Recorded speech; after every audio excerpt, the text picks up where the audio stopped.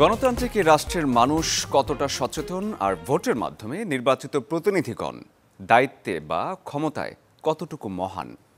জনগণ আর সংসদ সদস্যদের একে অপরের প্রত্যাশা ও ক্ষমতার মাপকাঠিতে উন্নতি ও কল্যাণের পথে কার কী অবস্থান, এমন নানা সব প্রশ্ন আর সেসবের উত্তর নিয়ে চ্যানেল 24 সাপ্তাহিক নিয়মিত আয়োজন জনপ্রতিনিধি অনুষ্ঠানে আপনাদের সবাইকে স্বাগত জানাচ্ছি। আমি আছি আপনাদের সাথে শরীফুল হক এবং আজকে আমাদের সাথে অতিথি হয়ে স্টুডিওতে উপস্থিত আছেন নেত্রকোনা ২ আসনের সংসদ সদস্য বীর মুক্তিযোদ্ধা আশরাফ আলী খান খসরু। আপনাকে স্বাগত জানাচ্ছি আমাদের অনুষ্ঠানে। কেমন আছেন? জি ভালো, ধন্যবাদ আপনাকে। আমরা আপনার এলাকার রাজনৈতিক অবস্থা, আপনার অবস্থান এবং জনপ্রতিনিধি হিসেবে আপনি আসলে কতটুকু নিজেকে গুছিয়ে আনতে পারলেন সেই বিষয় নিয়ে আলোচনা করব। তবে তার আগে আপনি যাদের প্রতিনিধিত্ব করছেন তাদের কিছু কথা আমাদের কাছে আছে, আমরা একসাথে একটু দেখে নিই কি বললো আসলে তারা। উনি অত্যন্ত আন্তরিক থেকে কাজ করে যাচ্ছেন এবং এই টার্মেও আমি আশা করি যে নেত্রকোনার কিছু যে বিষয় আছে, যে আমরা শেখ হাসিনা বিশ্ববিদ্যালয়ের মতো বিশ্ববিদ্যালয় এবং মেডিকেল কলেজ আমরা পাইছি, আজকে নেত্রকোনার শিক্ষায় আর পিছিয়ে নিয়ে আমরা মনে করি আগাইয়া গেছি, কিন্তু শিক্ষার মানগত দিক দিয়ে আমরা একটু পিছিয়ে আছি। এই বিষয়গুলো আমরা অবশ্যই এর মধ্যে উত্তরণ হবে এবং এই ব্যাপারে উনি আন্তরিক আছে। আমরা ওনার মাধ্যমে এটা জানতে পেরেছি যে সমাজ কল্যাণ মন্ত্রণালয়ের মাধ্যমে অসহায় মানুষদেরকে, দুস্থ মানুষদের পাশে আমাদের সরকার আছেন। উনি আবারও সংসদ হয়েছেন, ওনার মাধ্যমে আবারও নেত্রকোনার বাহাটার মানুষ এই সহযোগিতার হাত বাড়িয়ে দিবেন, এটা আমরা আশাবাদী।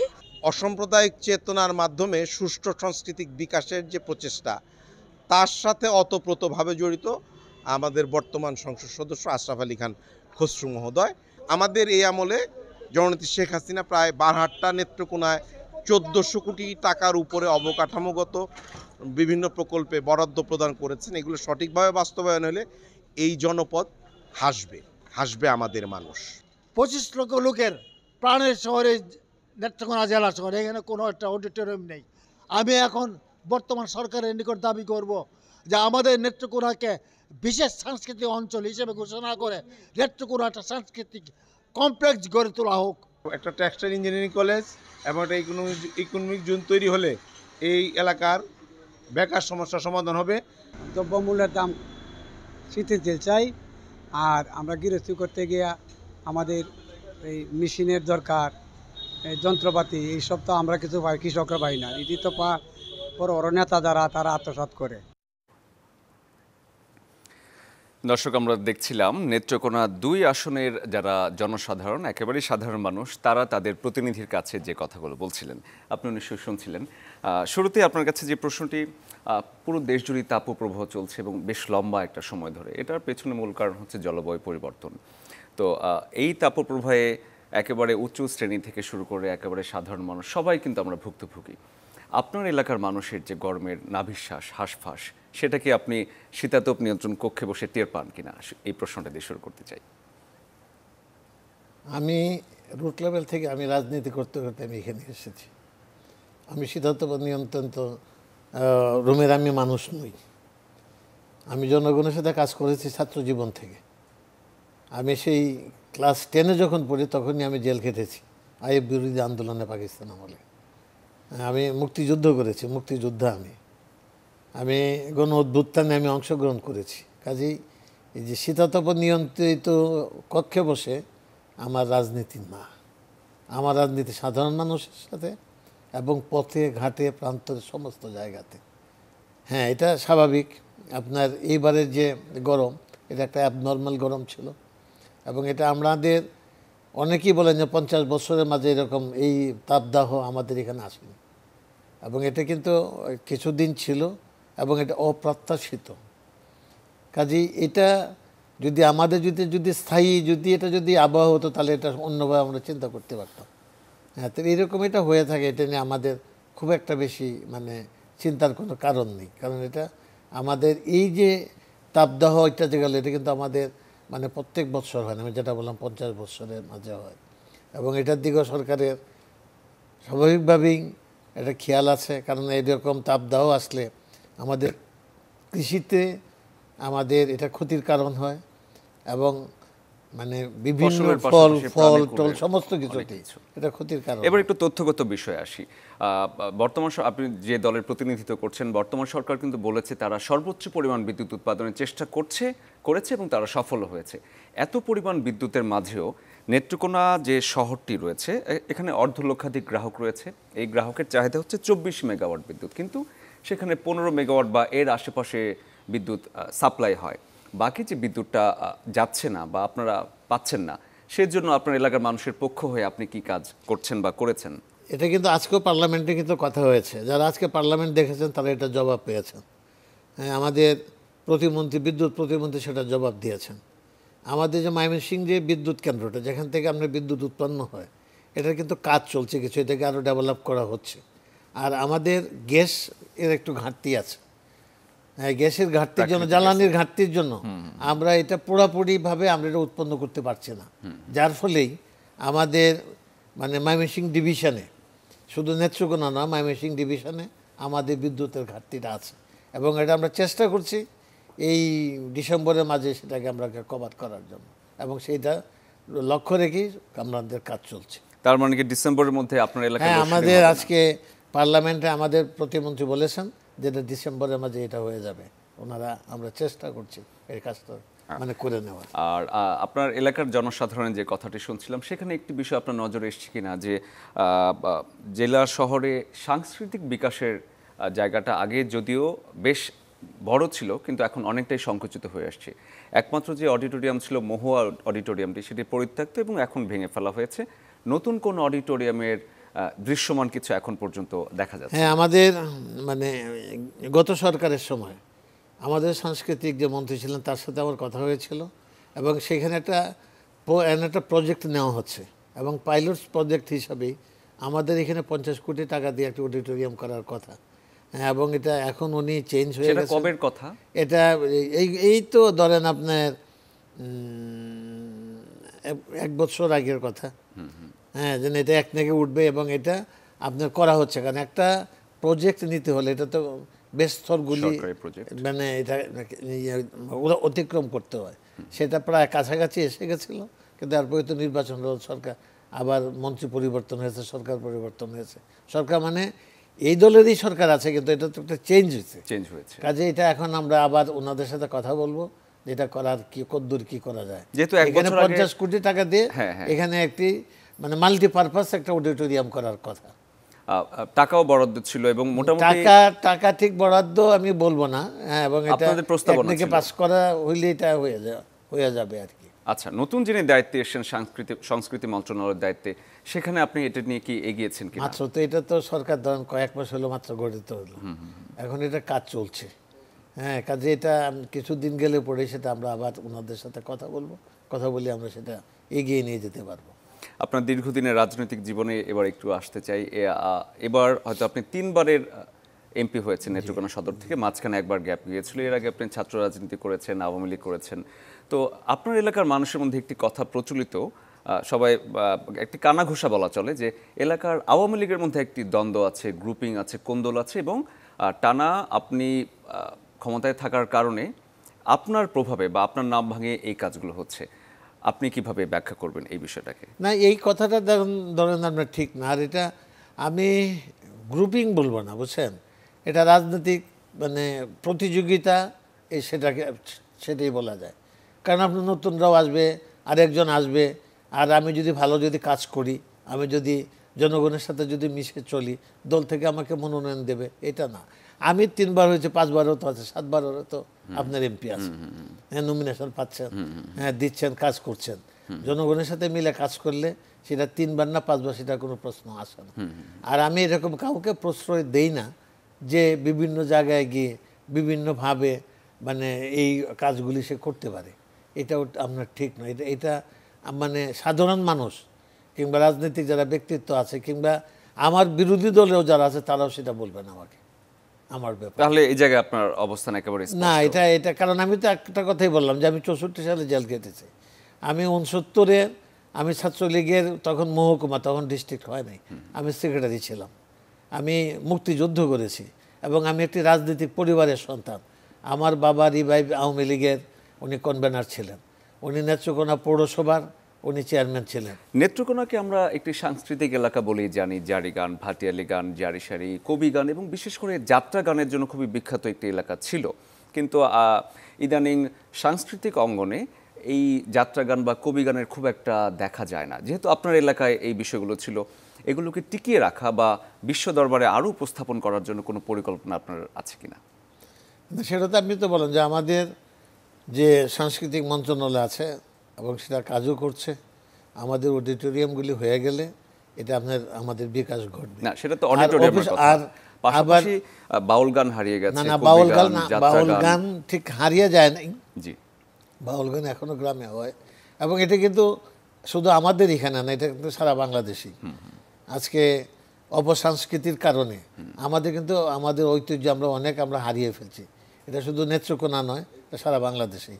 তবু আমাদের এইখানে বিভিন্ন উৎসবে জারি সারি হয়, হ্যাঁ, আপনার কবি গান হয়, এগুলি আমাদের এখানে এখনও প্রচলিত আছে। আর যাত্রা বলছেন, যাত্রাতে অপসংস্কৃতি আসার ফলেই যাত্রাটা কিন্তু একটু মানে সীমিত হয়ে গেছে। এবং যেখানে যে যাত্রার দলে অপসংস্কৃতি নাই সেই যাত্রা কিন্তু সেখানে আমাদের দেশীয় সংস্কৃতির প্রতি আপনার উৎসাহ কেমন ব্যক্তিগতভাবে?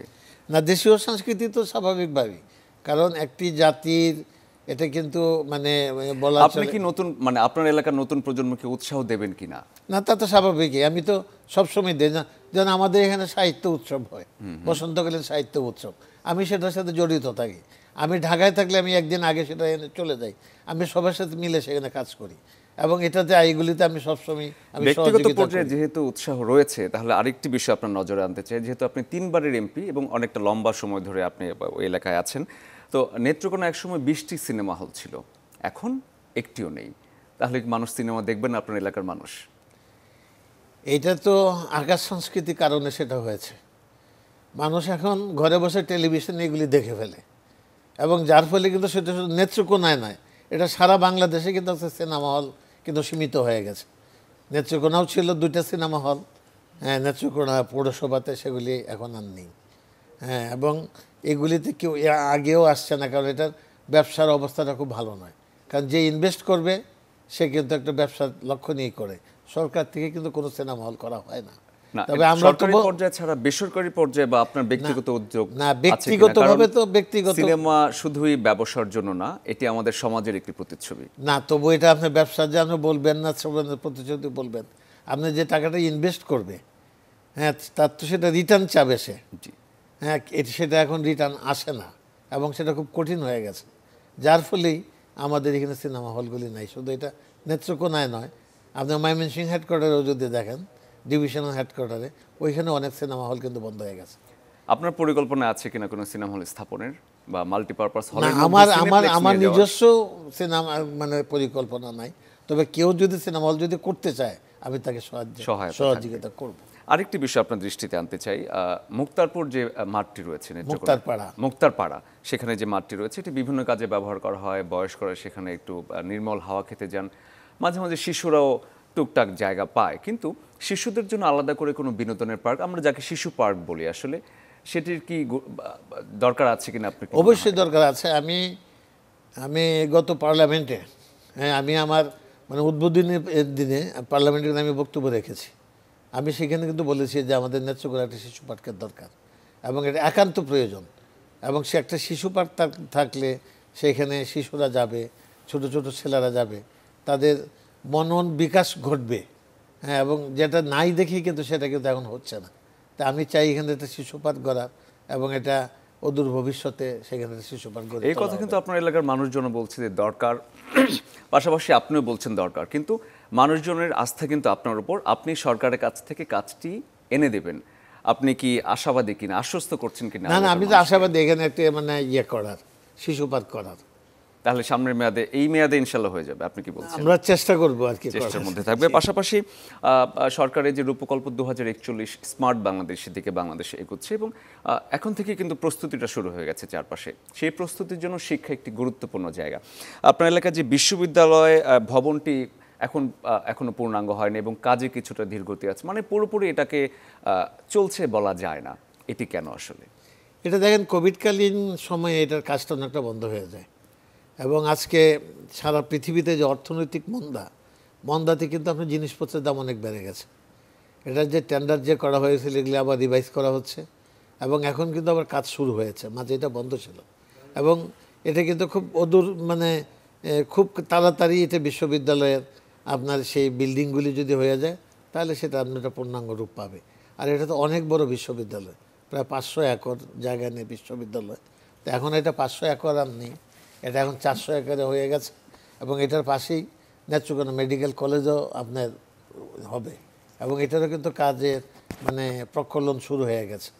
এটা কিন্তু আমরা গণমাধ্যম সহ নেত্রকোনার মানুষের মুখে অনেক দিন ধরে শুনছি মেডিকেল কলেজ হবে হবে। আসলে মেডিকেল কলেজ কিন্তু কার্যক্রম চলছে, নেত্রকোনা হসপিটালে কিন্তু মেডিকেল কলেজের ক্লাস চলছে এবং আমাদের এখান থেকে 5ম বৎসরের ছেলেরাও কিন্তু বেরিয়ে আসছে এবং এটা এই ইয়ারই কিংবা সামনের ইয়ারই তারা কিন্তু অনেকেই বেরিয়ে যাবে আর কি। কিন্তু যেহেতু হাসপাতালের কথা আসলো, হাসপাতালেও কিন্তু অনেকগুলো সমস্যা রয়েছে, যন্ত্রপাতি সহ মানুষের ভোগান্তি কিন্তু নেই এটা বলা যায় না এবং আপনি জনপ্রতিনিধি হিসেবে দায়টা কিন্তু আপনার। না না, সেটা দায়টা আমার, সেটা আমরা কাজও করছি এবং হাসপাতালের কাজ সেটা এক পর্যায়ের কাজ শেষ হয়ে গেছে, এখন সেকেন্ড টার্মের কাজ চলছে।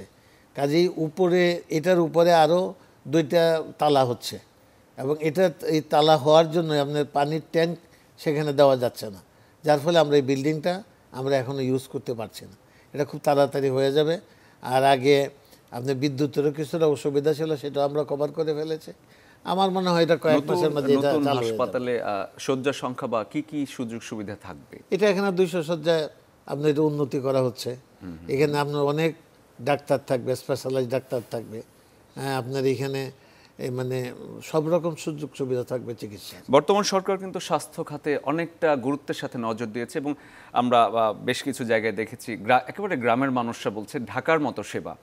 আপনি কি আপনার এলাকায় এটি নিশ্চিত করতে চান কিনা যে স্বাস্থ্য সেবাটা ঢাকার মতো সেবা হবে, ঢাকায় ছুটে আসতে হবে না?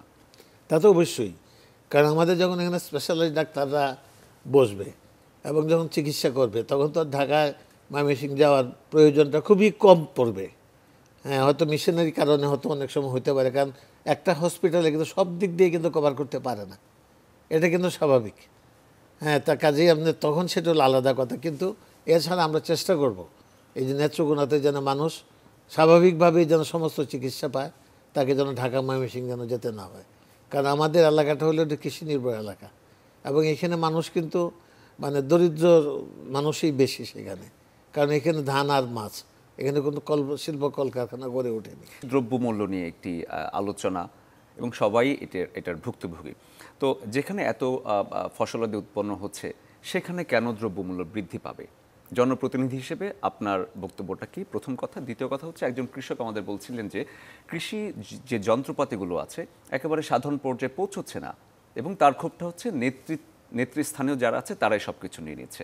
আপনি কীভাবে ব্যাখ্যা করবেন বিষয়টা? না, এই কথাটা কিন্তু ঠিক নয়, কারণ আমরা কিন্তু মানে আমাদের উপজেলা থেকে জেলা থেকে কিন্তু আমরা কিন্তু মানে তাদের কাছে কিন্তু আমরা অ্যাপ্লিকেশন আমরা আহ্বান করি এবং সেখানে দেখি মানে প্রয়োজনটা কার বেশি, কার জমি বেশি, কে বেশি সার্ভিস দিতে পারবে, এটা তাকেই দেওয়া হয়।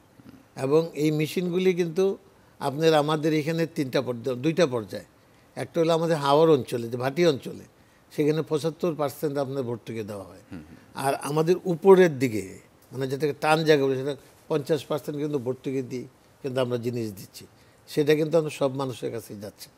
যারা আপনার অ্যাপ্লিকেশন, একজন সে যদি মানে অ্যাপ্লিকেশনই যদি না করে, সে যদি না চায়, তাহলে সে কীভাবে পাবে? আর ঠিক বন্টন হচ্ছে কিনা আপনার নজরে আছে তো? হ্যাঁ হ্যাঁ, অবশ্যই আছে। অবশ্যই যে কমিটি আছে সেই কমিটি পর্যালোচনা করে, কমিটি দেখে, সেখানে আপনার আমাদের ওই মাঠ পর্যায়ের আপনার আমাদের সরকারি কর্মকর্তারা আছেন, কৃষির ইউনিয়ন পর্যায়ের আছেন, তারাও সেটা দেখেন, তারাও সেটা আবার এটা খোঁজ নেন, খোঁজ নিয়ে তাদেরকে দেওয়া হয়।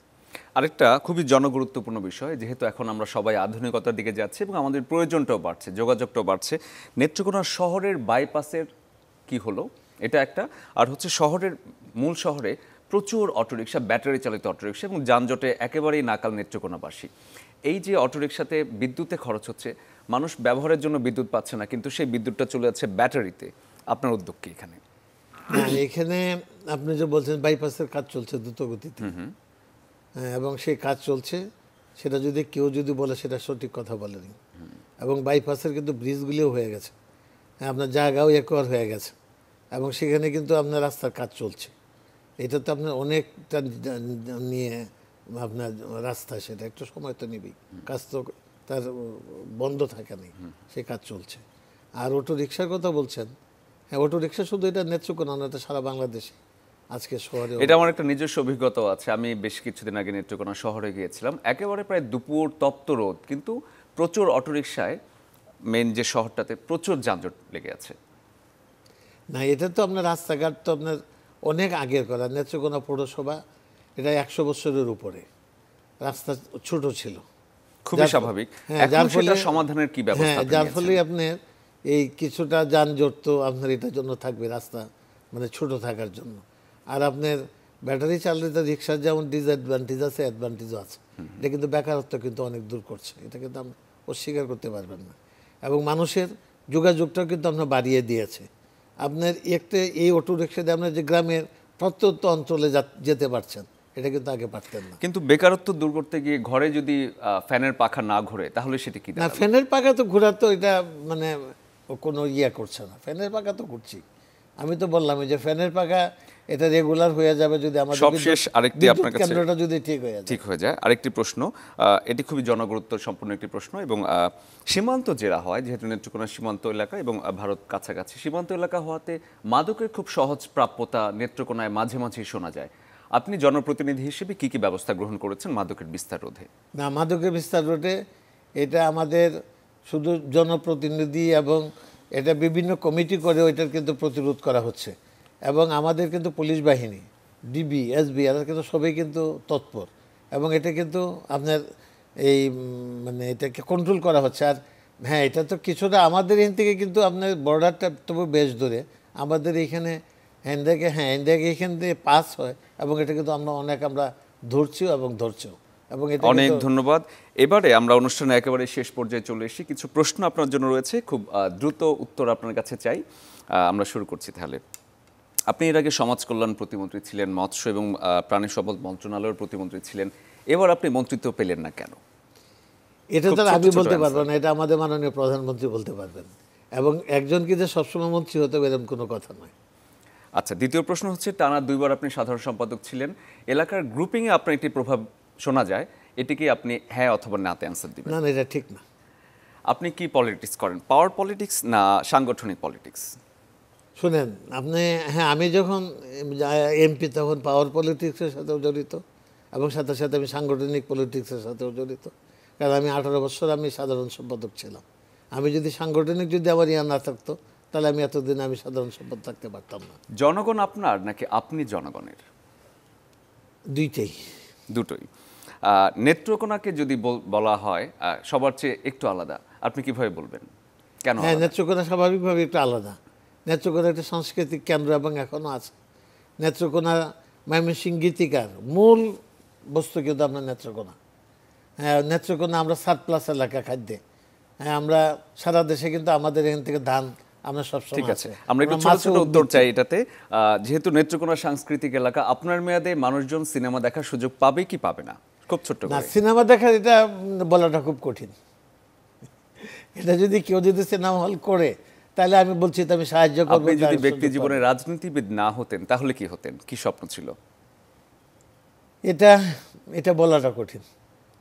এবং আমি ছোট থেকে আমি রাজনীতির সাথে জড়িত, আমি রাজনীতি তাহলে ছোটকালের স্বপ্ন রাজনীতিবিদ হতেন। জি। আপনার সহধর্মিণী বিভিন্ন সংগঠনের সাথে যুক্ত আছেন, বিভিন্ন সামাজিক কাজের সাথে যুক্ত আছেন, এবং আপনি অনেকদিন ধরে রাজনীতি করছেন। আপনার একটি প্রভাব পজিটিভলি বা নেগেটিভলি এলাকায় আছে, সেই প্রভাবের জোরেই কি তিনি এই কাজগুলো করছেন নাকি তার নিজের দক্ষতায়? না, উনি কিন্তু আপনার প্রয়াত হয়েছেন, হ্যাঁ, গত আপনার জুন মাসে, এই 1 তারিখ, এই সামনের জুনে এটা 1 বছর হয়ে যাবে।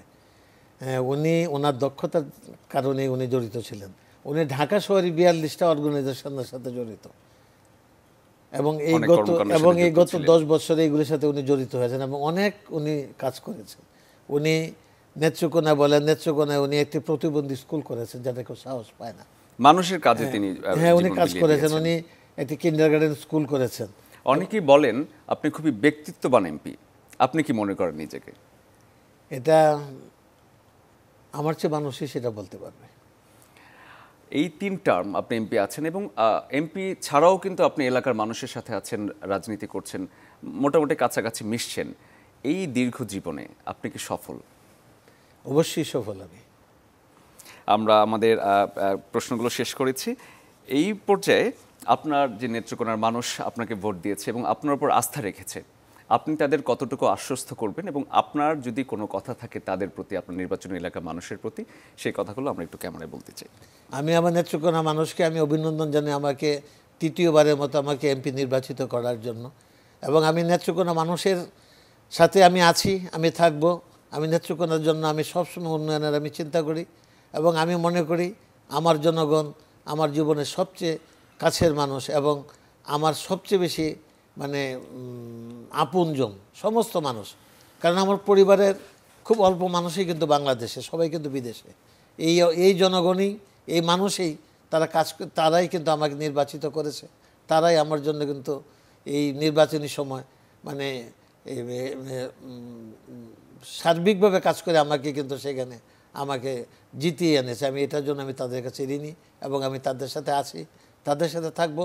নেত্রকোনা সার্বিক উন্নয়নের জন্য আমি সবসময় কাজ করে যাব। আপনাকে অসংখ্য ধন্যবাদ আমাদের স্টুডিওতে এসে সময় দেওয়ার জন্য। ধন্যবাদ আপনাদেরকেও ধন্যবাদ আমাকে আমার এলাকার লোকজন জনগণের সাথে মানে কথা বলার জন্য সুযোগ করে দেওয়ার জন্য। অসংখ্য ধন্যবাদ।